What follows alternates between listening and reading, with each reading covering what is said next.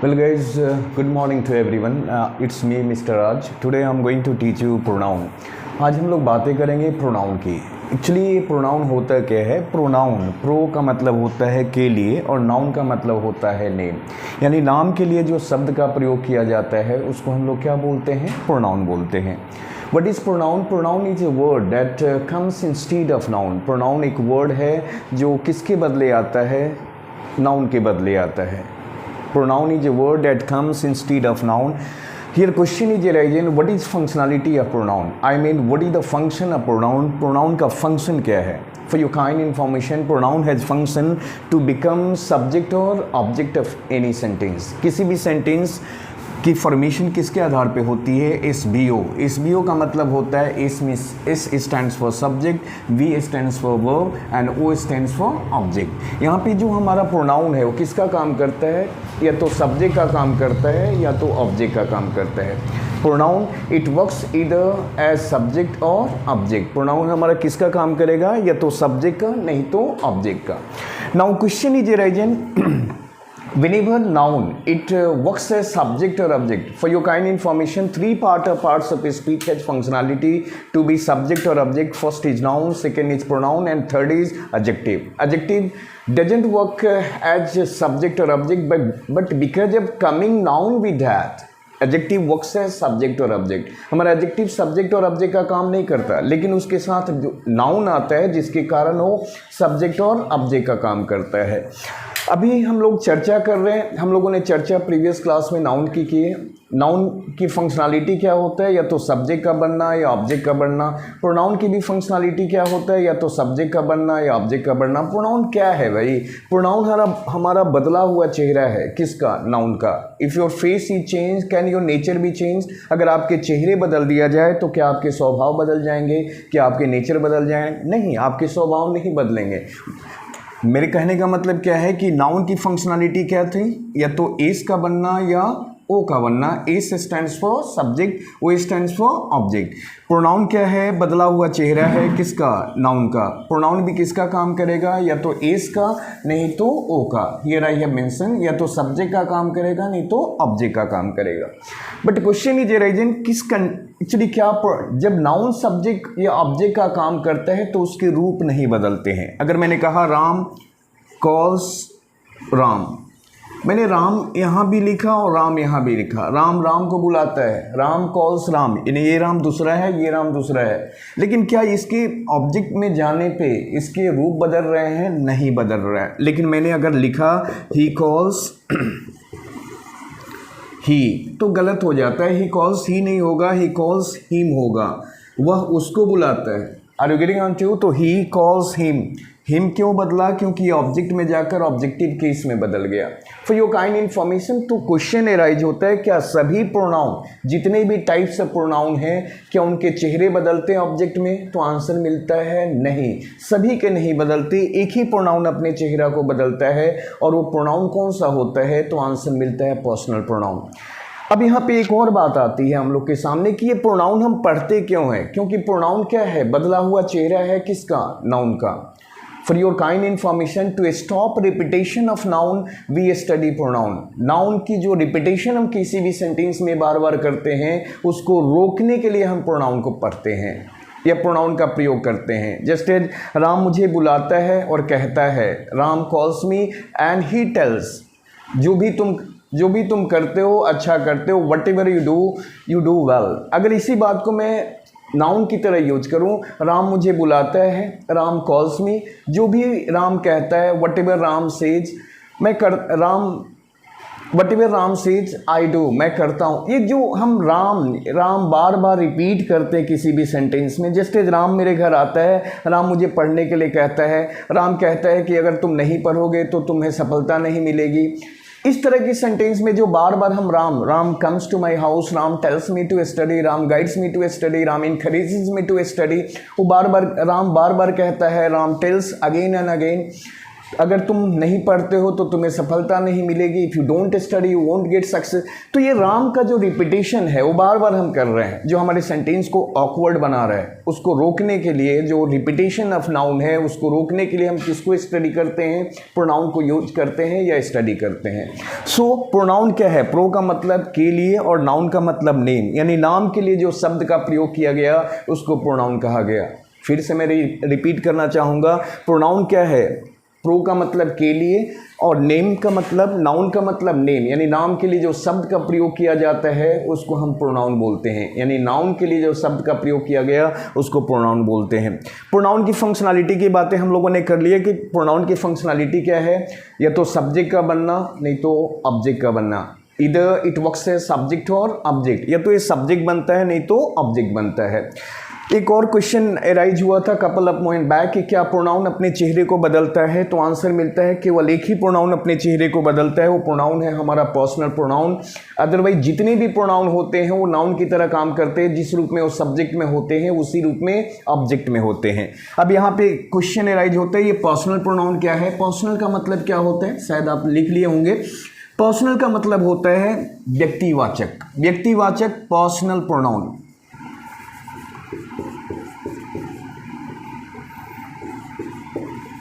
ये personal pronoun जिसको हम लोग हिंदी में व्यक्तिवाचक बोलते हैं, क्या बोलते हैं, व्यक्तिवाचक, यानी व्यक्ति को रिप्रेजेंट करता है। अगर मैं ही की बात करूं, मैं सी की बात करूं, मैं इट की बात करूं, मैं आई की बात करूं, मैं यू की बात करूं, मैं दे की बात करूं, मैं वी की बात करूं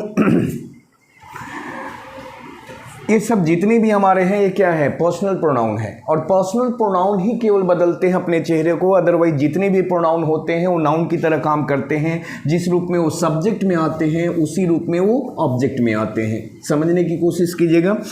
अगर मैं आई की बात करूँ, ये जो पर्सनल प्रोनाउन है ये 5 भागों में डिवाइड होता है, यानी 5 फॉर्म में इसकी कैटेगराइजेशन होती है, रूपांतरण होती है। पहला होता है हमारा सब्जेक्टिव प्रोनाउन,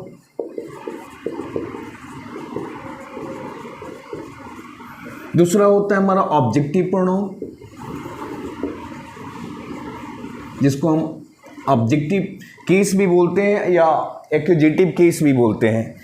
तीसरा हमारा होता है पॉजिटिव एडजेक्टिव,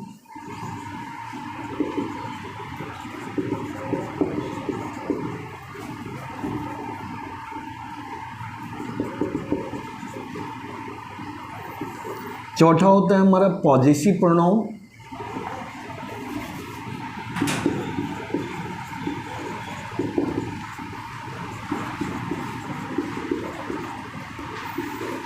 पांचवा होता है रिफ्लेक्सिव।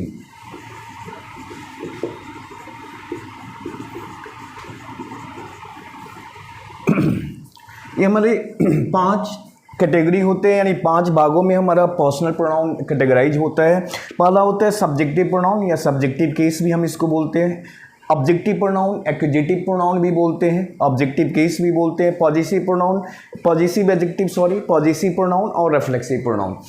ये केवल अगर कोई बदलता है तो कौन सा प्रोनाउन बदलता है, हमारा पर्सनल प्रोनाउन बदलता है। अगर पर्सनल प्रोनाउन में आई लिखूं, आई का मतलब मैं भी होता है, आई का मतलब मेरे भी होता है, आई का मतलब मुझे भी होता है। ध्यान से सुनना भाई, आई का मतलब मेरे भी होता है, मेरे पास पैसे हैं, आई हैव मनी, मुझे जाना चाहिए, आई शुड गो, और मैं जाता हूँ, आई गो।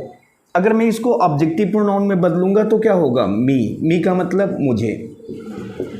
एक बात आपको ध्यान देना होगा कि 2 कंडीशन में हमारा ऑब्जेक्टिव प्रोनाउन का प्रयोग ऑब्जेक्ट में नहीं किया जाता। वो हमारा क्या है, या तो एज है नहीं तो देन है। ध्यान से सुनिएगा, एज और देन जब भी हमारा आता है उसमें ऑब्जेक्टिव प्रोनाउन में ऑब्जेक्ट का प्रयोग नहीं किया जाता है, यानी एज के साथ ऑब्जेक्टिव प्रोनाउन गलत हो जाता है, देन के साथ भी ऑब्जेक्टिव प्रोनाउन गलत होता है। जब कंपैरिजन हम किससे करते हैं, सब्जेक्ट से करते हैं।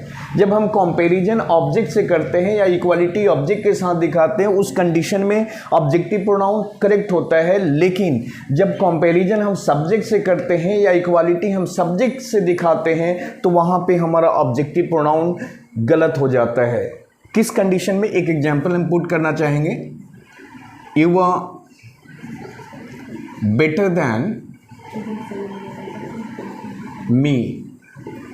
अगर हम इनफॉर्मल इंग्लिश की बात करें तो ये चलता है, it will do, it will be used और इट इज़ यूज्ड, ये यूज किया जाएगा और यूज किया जाता है। You are better than me, you are better than me बोलने के वे में, यानी कि अगर हम इनफॉर्मल इंग्लिश की बात करें, इंग्लिश दो तरह की होती है, फॉर्मल होती है और इनफॉर्मल होती है। अगर हम इनफॉर्मल यानी कि कम्युनिकेशन की बात करें तो कम्युनिकेशन में हम you are better than me use करते हैं और बोलते भी हैं। लेकिन अगर हम ग्रामेटिकल टर्म की बात करें या ग्रामेटिकल टर्मोलॉजी की बात करें तो वहाँ पे you are better than me गलत है। अगर फॉर्मल इंग्लिश की बात करें तो वहाँ पे बेटर देन मी गलत है। सही क्या होगा? यू आर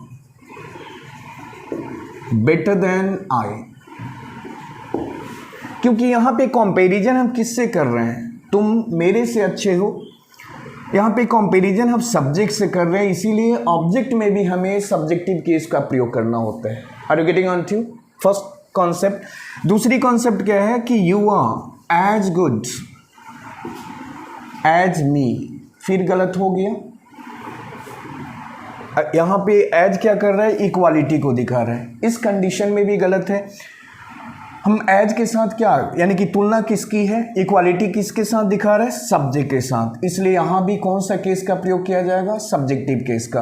तो you are as good as I will be correct here but me won't be correct. हमारा आई यहाँ पे करेक्ट होगा लेकिन मी करेक्ट नहीं होगा। लेकिन इनफॉर्मल इंग्लिश में you are as good as me हम बोल सकते हैं, लेकिन फॉर्मल इंग्लिश में ये गलत है, कॉम्पिटिटिव के व्यू में ये गलत है। Are you getting on to? Another concept is that जब भी हम लेट का प्रयोग करते हैं, ध्यान से सुनिएगा, जब भी हम लेट का प्रयोग करते हैं, लेट हमारा क्या है? लेट हमारा कॉजेटिव वर्ब होता है। जब भी हम लेट का प्रयोग करते हैं तो लेट के बाद कभी भी सब्जेक्टिव केस का प्रयोग नहीं किया जाता।